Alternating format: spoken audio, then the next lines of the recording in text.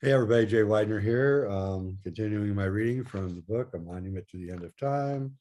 Um, Here we go. Hit like and subscribe and all that other stuff. All right.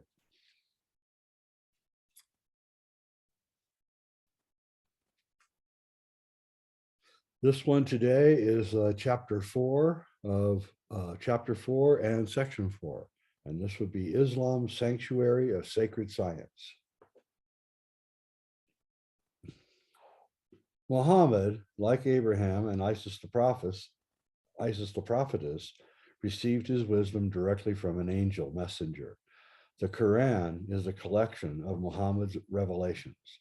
They were written down within 50 years after his death by his followers who had memorized the words as they were pronounced. The Quran leaves little doubt about angelic intervention. Like all, I'm going to start over here. You're going to have to edit this.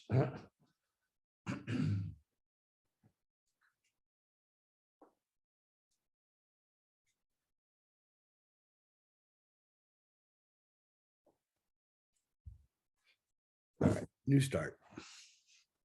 Hey everybody, Jay Widener. Thanks for watching. We're reading from A Monument to the End of Time book. This is chapter 4, section 4, Islam, Sanctuary of Sacred Science. All right, here we go. Hit like and subscribe and join and tell your friends. Muhammad, like Abraham and Isis the prophetess, received his wisdom directly from an angelic messenger. The Quran is a collection of Muhammad's revelations. They were written down within 50 years after his death by his followers, who had memorized the words as they were pronounced. The Quran leaves little doubt about angelic intervention. Like all successful prophets and spiritual leaders, Muhammad gave a voice to the needs and longings of his time. Many Arabs had been influenced by the Christians and the Jews who lived among them. They eagerly awaited their own messenger from God. Muhammad admired the morals of Christianity and the monotheism of the Jews. He was also conscious of the power of a divinely inspired scripture to mold a religion. Others may have had similar thoughts. From Byzantine sources, we hear of several Arab prophets who rose to prominence during the late 6th and early 7th century. Muhammad's difference, and perhaps the root of his success, lies in his connection through the Kaaba with the mysteries of creation given to Abraham. He could speak with authority because he had somehow rediscovered the window into the cycles of time. Muhammad's revelations began on the night of the 27th of Ramadan in the year 610 CE. Muhammad was alone in a great cave at the foot of Mount Hijra, a few miles outside of Mecca. He had gone there to pray and meditate, but he was asleep when the angel Gabriel appeared with a curious book and demanded that he read it. Muhammad was illiterate, so he protested that he could not read. Then the angel pressed it. Excuse me. Then the angel pressed its weight down on him to the point that he thought that he was going to smother to death. When the angel released him, Muhammad sat up and found that he could read. On awakening, Muhammad felt that the words from the magical book were engraved in his heart. He fled out of the cave into the early morning sunlight and beheld a vision of the angel Gabriel as the cosmic man. In that moment, Gabriel declared that Muhammad was indeed the messenger of Allah. Thereafter, the revelations came thick and fast. Often, when they came, Muhammad would fall to the ground in a convulsion or a swoon. He would become drenched with sweat. Even his camel would become nervous and skittish when a spell hit. He was transformed by these experiences. Muhammad went from a shy and introspective orphan to the patriarch of the Arab people. I'm gonna get some water.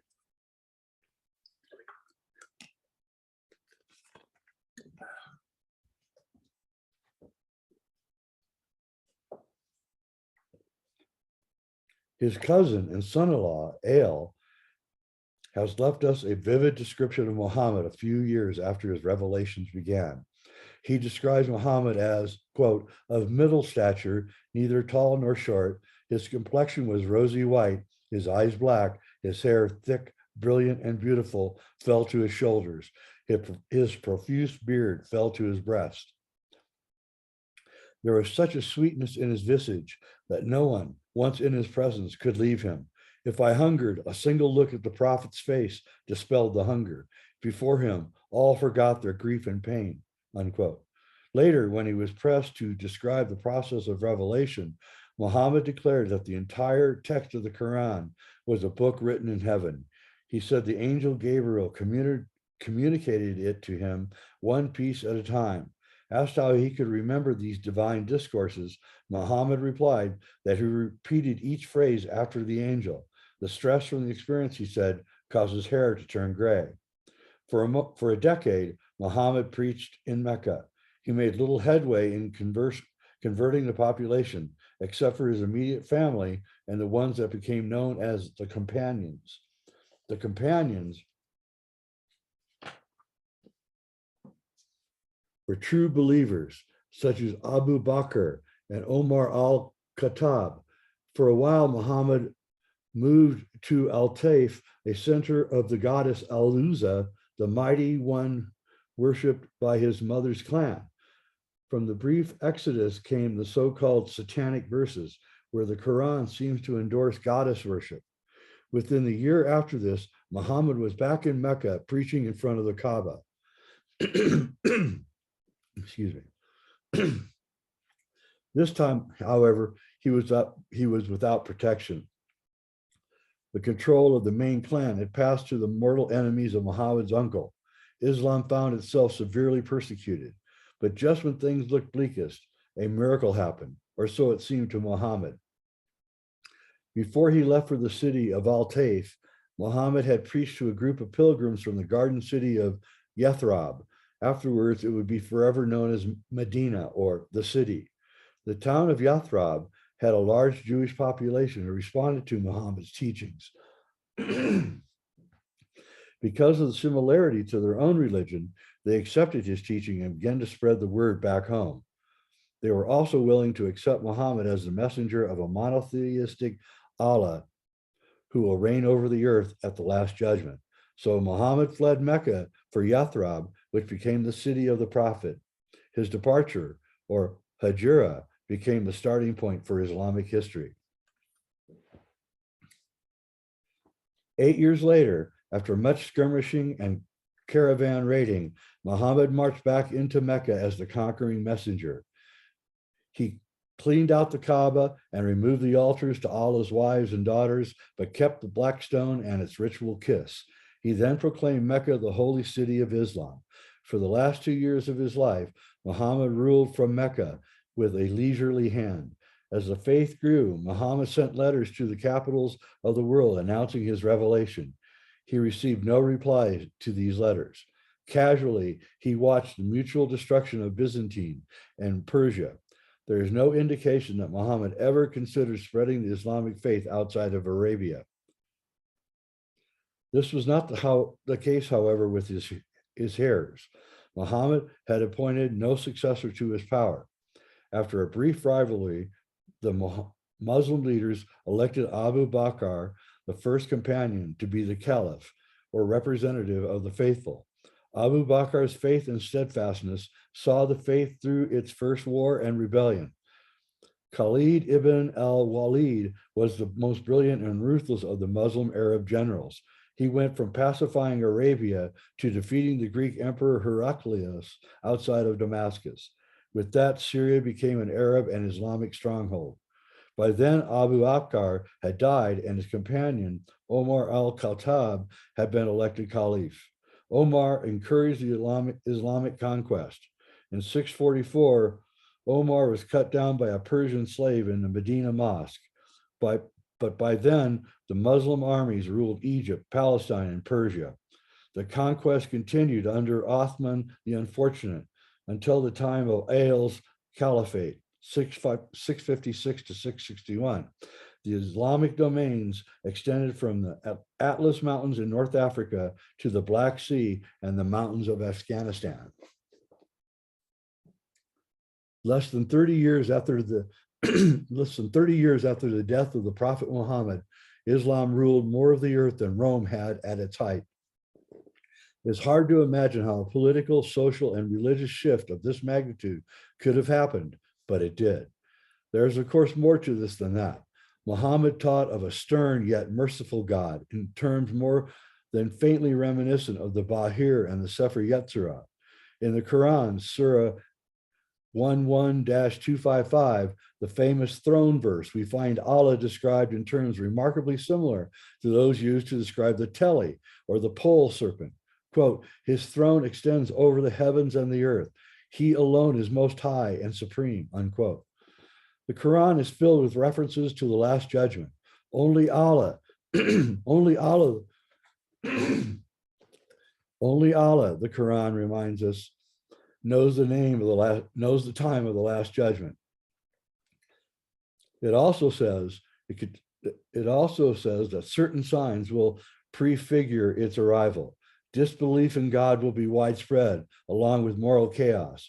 There will be tumults in the sky and on the earth. Seditions and great wars of such magnitude will occur that the wise men will wish themselves dead. The final signal will be the 3 trumpet blasts. At the first, our material universe will be destroyed. The second will uncreate all men and angels and spirits, while the third will accomplish the resurrection.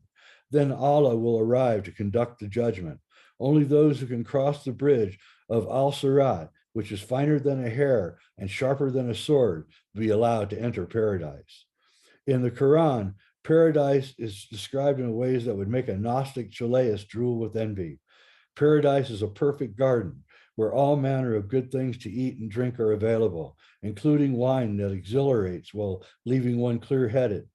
These eternal feasts are attended by nubile beauties, whom neither age nor weariness nor death can mar. The blessed will see the face of Allah and become immortal, quote, never growing old, unquote. Who could resist such an image of paradise? The most significant surah in the Quran, from the perspective of the secret at the heart of alchemy, is Surah 24. It is named Al-Nur, or the light. In verse 35, the secret is revealed with blinding clarity. Quote, Allah is the light of the heavens and the earth.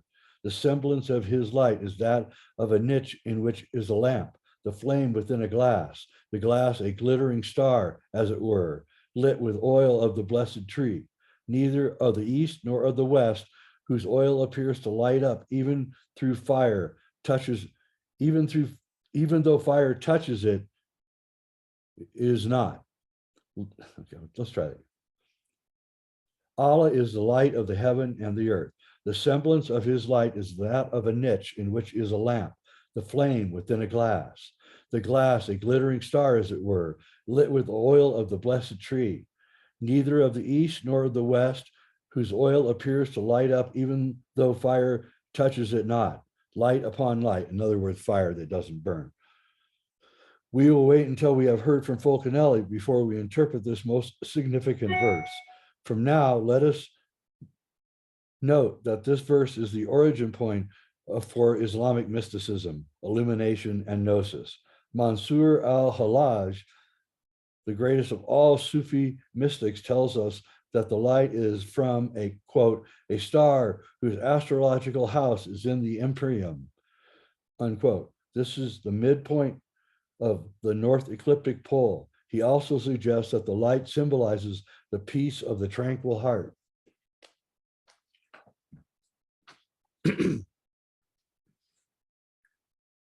Muhammad apparently gave esoteric teachings on these and other verses of the Quran to his son-in-law, Ale, who passed them down to his son and grandson. Ale's caliphate ended in the first great schism of Islam, when the religious and political authorities of the Arabs split away from the family of the Prophet. By 680, most of Muhammad's family had been killed. Only an infant son, Ale's grandson and great-grandson of the Prophet, survived to carry on the tradition. From this came the split in Islam between the Sunni and the Shiite that still festers to this day. For the first 200 years or so of Islamic civilization, mysticism took a back seat, except among the Shiites or the adherents of the family of the Prophet. The caliphs became even more corrupt as their power grew. Persecutions of the Shias increased. A general feeling developed that Islam had somehow conquered the world and lost its soul. Mansur al-Hallaj, quoted above, symbolized this defiantly mystical spirit. He was, of course, burned alive for blasphemy in 923 CE. But a new spiritual current emerged from the Islamic underground. Composed of fragments of all the conquered civilizations and religions, but held together by the teachings of the Prophet, the Sufi tradition was born. The new Sufi movement accepted the corruption of the ruling classes and set to work to renovate the human soul. Another branch of Shiite Sufis, however, moved from mysticism to covert political action. Their goal was to create a theocracy based on the inner teachings of Muhammad. The word Sufi, composed of three Arabic letters, the Sa, the Wa, and the Fa, has many different connotations and derivations. To some, it means Safa, or purity. Others see it as Safwe, or the selected ones. Other contenders are Saf, line, or row, because the Sufis followed the straight path of Muhammad. Suf, wool, is also a good candidate because the Sufis often wore long white wool robes. But the inner teaching of the Sa, Wa, Fa, as we noted above, is Sufa, or whirlwind. This inner meaning points to the process of spiritual transformation that is at the heart of Sufism. One of the later Sufi order, the Mevlevi Sufis of Turkey, made whirling or spinning one of their spiritual disciplines. 50 years after Mansur's death, Sufism blossomed. The 11th century saw the rise of the first great Sufi teaching orders in the East and the West. As the Sufi movement grew, the more political Shiites almost succeeded in conquering the Muslim world. After the first wave of Arab conquest swept over North Africa, its provinces soon became independent kingdoms. By the 10th century, 3 Islamic kingdoms ruled in North Africa. They were the Irisidad dynasty in Morocco, the Aghlabid in Libya, and the Ptolemid in Egypt.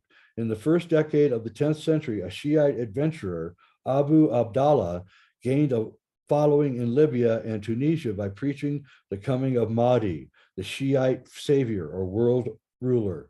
Within a few years, Abdallah overthrew the Aghlabid dynasty. To fulfill his claims, he invited a descendant of the prophet, Obadiah ibn Muhammad, to become king. Since Obadiah was a descendant of the Fatimids, the new dynasty called itself the Fatimid. Under the Fatimids, North Africa regained a wealth and prosperity that it had not seen since the days of Carthage and Republican Rome. Trade routes crossed the Sahara to Lake Chad and Timbuktu in Central Africa.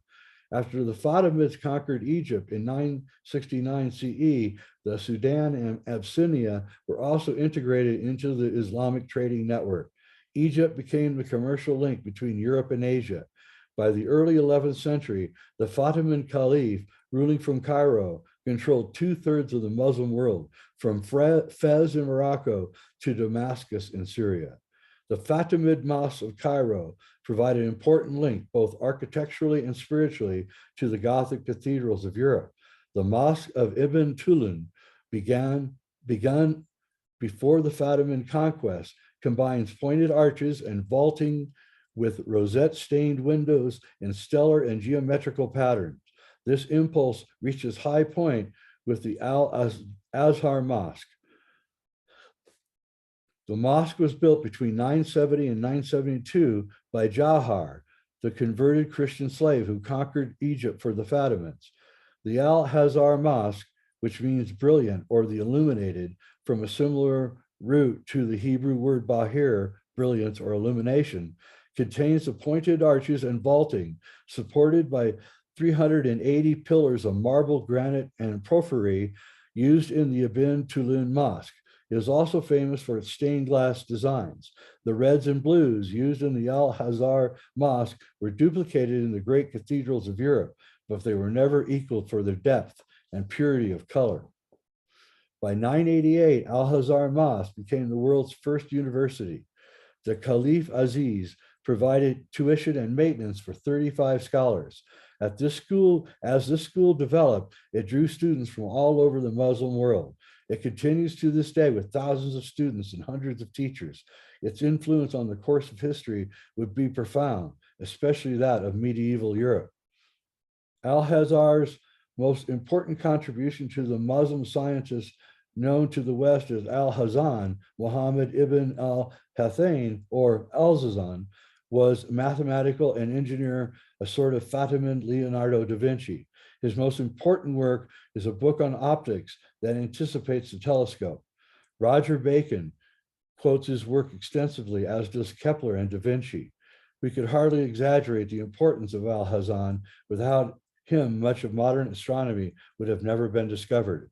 Attached to the Al-Azhar Mosque was the Dar al-Hikmah, or the Hall of Wisdom, where Shiite theology was studied alongside medicine and astronomy. Ibn Yunus, perhaps the greatest of Muslim astronomers, worked in the observatory of the Hall of Wisdom for 17 years, compiling the first accurate tables of planetary cycles, the inclination of the ecliptic, and the precession of the equinoxes. These are all astronomical preoccupations suggested by the Bahir and the Sefer Yetzirah, and provide the key to understanding the great cycles of time. As the Fatimid dynasty spread, it propped up its power by gathering all the Shiite sects into one grand lodge of Cairo. This vast semi-secret society was held together by complex initiations and hierarchical degrees. Its members were used for political espionage and intrigue. The forms of the order strongly influenced the rituals and organization of the Templars. It is possible that much of Western esotericism and its secret societies originated with the illuminated mosque and its Hall of Wisdom. Muhammad's revelation transformed a nomadic and barbarian culture into a world-class civilization. The power of that revelation, as we saw above, came from its ancient roots in the astrological magic of Abraham. Within the Kaaba of Mecca and its focus, Islam managed to hold on to its ancient wisdom and even transmit it to the spiritually bankrupt West. The Crusaders, especially the Knights Templars, came looking for conquest and kingdoms. They found both, but they also discovered the ancient secrets of the alchemy of time. They brought this astronomical alchemical knowledge to Europe. Because of the contact between the Templars and the Islamic scientists, Europe enjoyed an unparalleled spiritual renaissance, the era of the Gothic cathedrals. So the Gothic cathedrals are European renditions of mosques, and we owe a great deal to the Arab scientists of the first millennium for preserving the alchemical texts from Greece and Egypt and translating them into Arabic, which is where we got them from when we translated them from Arabic to the European languages. And so we can see that our prejudice against the Arabic people is misplaced. They're brilliant people and they preserve these secrets, or we wouldn't have them. So that's really, really important. So now we're going to be moving to Europe after our examination of the precursors of European alchemy, from the Jews to the Egyptians, the Greeks, and the Arabs. And that's coming up next. So anyway, thanks for watching. I'm Jay Widener, and this has been Reality Check.